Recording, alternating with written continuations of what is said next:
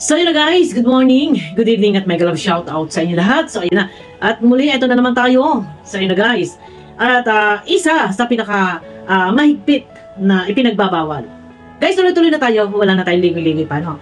So ayun na, at bilang ako ay isang member ng MERD, yan, at may mga rules na kailangan ipatupad. Isa na po dito, ang mahigpit na ipinatutupad, mahigpit na ipinagbabawal, no? Na yung mga charity vlogger po ng Kalingap ay bawal na bawal silang gumamit ng behind the scene. Yan, karamihan kasi ay hindi naman sa lahat, no? Merong mangilan-ngilan. Hindi naman karamihan. Lilinawin natin, no? May mga mangilan-ngilan na mahilig mag behind the scene. So, nararapat ba na ipagbawal or huwag sanayin na laging umaasa dun sa behind the scene? Yan, magandang topic ito dahil merong umaalma, merong gusto ay magbi-behind the scene. So, ang sa akin bilang charity vlogger kayo, no? O yan, bilang mga charity vlogger ng Kalingap. So, charity vlogger nga eh. Bakit po kawiwilihan ninyo? Bakit masasanay kayo na mag-behind the scene? Kung saan merong viral, napasikat ng ibang vlogger, nandun kayo at nagbi-behind the scene. Ito ba ay nararapat na asali, gawin, kaugalian na sa tuwing merong halimbawa may shooting, ganyan, merong mga love team, and then ayun na, nagkakaroon ng behind the scene, ay charity vlogger sila, di ba?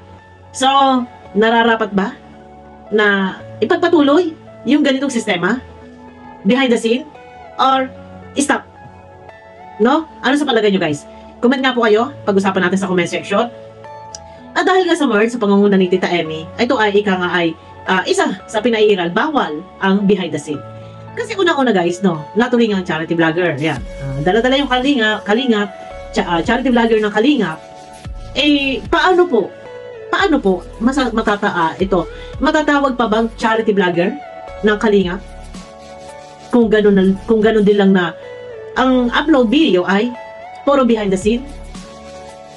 Kung saan mayroong pa viral yung ibang vlogger, nandun sila sumasama, nagkakaroon ng behind the scene, pero sila ay charity vlogger. Ito po ba ay tama? Tanong ko lang, tama po ba ito? Ay gayong sila ay charity vlogger, pero ang mga upload ay behind the scene? So, kung ito ay paiiralin, ay hindi na po matatawag, hindi na masasabing charity vlogger sila. Kundi, kumbaga nakikisali, real talk na tayo, nakikisali sa mga, nakikisingit-singit sa may mga pa-viral, sa mga content ng iba, sumisingit sila. So, mahirap kung puro na lang behind the scene. Bakit po hindi kaya nila ugaliin, sanayin na maghanap ng kanilang sariling content? Ang nangyayari kasi, nandun sila behind the scene, parang ang lumalabas ay inaagawan nila ng views yung isang charity vlogger. Kasi, doon sila kumukuha sila ng content, behind the scene nga. So, i-upload nila sa YouTube. Sa halip sana, yung viewers na inaabang-abangan nila, for example, halimbawa, love team, viral. So ngayon, kung halimbawa kay Jomar and kay si Carla, sa halip doon lang mapapanood kay Kalingap Rob yung tambalang Jomar and Carla. So ang problema nito, kapag meron nag-behind the scene, hindi na excited manood doon kay Kalingap Rob. So ang nangyayari dito is, naagawan ng views. Bakit kailangan i-stop ang behind the scene? Yun po ang nangyayari. Na lumalabas, na sa halip, sulit ang lahat ng viewers doon sa isang channel. Kung sino man yung mga may channel, sulit doon lahat manonood.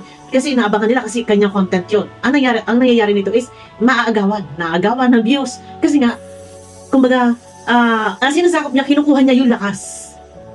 Kasi, for example, kay Kalingap Rob, napabiral niya, Jomar and Carla, no? Viral, inaabangan ng maraming tao. May behind the scene. So, kasi nga viral, inaabangan eh. Pag ito ay napanood doon sa isang charity vlogger ng Kalingap na nag-behind the scene, sa tingin nyo ba excited pa na manood yung mga tao doon ay Kalingap Rob? Hindi na excited. Kasi nga, napanood na nila. Ay kung ilan sila na magbi-behind the scene, paano po magiging sistema? Inagawa ng lakas. Diba? Parang, mahirap. Ayoko naman dibigkasin, no? Baka maka-open tayo, makasakit tayo sa damdamin ng iba. Pero isang halimbawa na lang po kay Kuya Bat, no? Kung ito ay simula na sumikat si Kuya Bat, kay Lola Damiana, kung halimbawa solo nila si Kuya Bal si Kalinga Prab. Simula noon hanggang ngayon, solo lang nila. Panalo-panalo po. Hindi sasadsad yung kay Kuya Bal na views.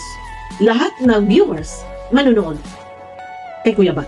Sa bawat upload ni Kuya Bal. Hindi ganyan na 10,000, 20,000. Wala, lahat sulit. Eh sa pagdami po ng charity vlogger, siyempre, parte-parte na. Na yung iba, nasa halip doon manunod kay Kuya Bal, nanonood na sa iba. Sa vlogger na Kalingap. Kasi nga, kumbaga, hati-hati, parte-parte. Eh, mabait po si Kuya Bal at yan naman talaga kanyang gusto na matulungan din yung mga gustong magsimula sa pagiging charity vlogger, no? Ayun na. So, sa Merd, napakaganda ng layunin ng Merd. Ang Merd ay iayos. Ilagay doon sa tama. Behind the scene, hindi dapat ina-allowed. Kasi kapag sinaluhan mo yung isang charity vlogger na meron pa viral, sinaluhan mo na makikiblag-vlog doon, eh, paano po? Paano magiging solid lahat? Paano mapapasa kanya lahat yung views kung inaagawan mo na magkakaroon siya ng kahati? So, hindi na excited din manood kasi nga, may mga behind the scene. Kung ilan yung mga nagbi-behind the scene, wala na mangyayari. Di ba? For example, kagaya ngayon kay Kuya Bal. Di ba? Mga binablog ni Kuya Bal, nabablog din ng iba, eh, wala na. No? Kaya, kung nung araw, last year, merong group vlogs, mayroong personal vlogs. Halimbawa, kagaya ni Ate May, may mention na kagaya ni Ate Maylin, personal vlog yan ni Kalinga Prab, walang pwede pumasok na sino mang charity vlogger.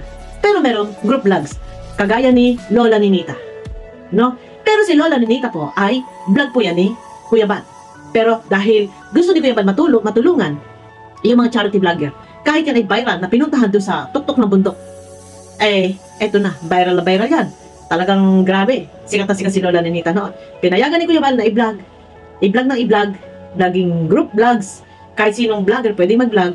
Ay, ang nangyari naman po, si Kuya Bal po nawalan. Di ba? Kaya, para sa akin, yun, yung nararapat ba na ipagpatuloy o pairalin yung behind the scene or kinakailangan bang hadlangan ang behind the scene? Kasi kung ito ay hahayaan, paano matututo ang isang charity vlogger na magsumikap, maghanap, mag-scout ng kanilang maghanap ng matutulungan? Paano matututo kung palagi nakasandal doon sa ay ibang vlogger na merong mga pabayran? Paano sila matututo? Diba? So, ang nangyayari nito is naagawan, nakuhaan sila ng lakas. I mean, sa halip sulit sa kanila lahat yung viewers, ang mangyayari nito, pag may behind the scene, kumbaga naglipa na yung mga video, ilan yung mga nagbi-behind the scene, mabilis nakakaumayan ng mga tao, hindi na excited panoorin. Halimbawa, for example, kay Kalinga Prab, si Jomar at si Carla, eh, mabilis maumay yung mga tao. Kasi nga, laganap ang behind the scene kung sino-sino na lang. So, ako ay pabor dito sa behind the scene na hindi dapat ugaliin, hindi dapat masanay yung mga charity vlogger. Mas maganda magsariling sikap, maghanap ng matutulungan, and then, i-refer kay Kalinga Prab. Yun yung pinaka-the best po dito. Mag-scout sila, at pag okay na, i-refer nila kay Kalinga Prab. Yan naman din talaga yung ginagawa ni Kalinga Prab. Mag-scout sila, and then i-refer kay Kalinga Prab, i-vlog ni Kalinga Prab. Yun yung pinaka-the best po dito. Pero kung ang isang charity vlogger na Kalingap is aasa sa behind the scene, paano sila matututo na tumayo sa sariling paa kung inaasahan nila yung mga pabayran ng iba vlogger? Di ba? Yun na, at nasabi ko na kanina, pabor ako na huwag hayaan na maghari or ugaliin nila na nandyan na nagbi-behind the scene. Kasi ang nagpakahirap, yung nag-scout, ay nasasapawan. Isang halimbawa na lang kay Kuya Bal. Sa kagustuhan niya na matulungan ang iba na gusto mag-charity vlog, ipinaubayan niya yung lahat. Eh, siya naman po ngayon, yung kulelak yung views, di ba? Yun yung mangyayari. Pero hanggat maaga pa, maagapan nang sa gano'n naman ay hindi naman bandang huli kawawa ang nagpakahirap, ano po. At yun na, wala, nandiyan na.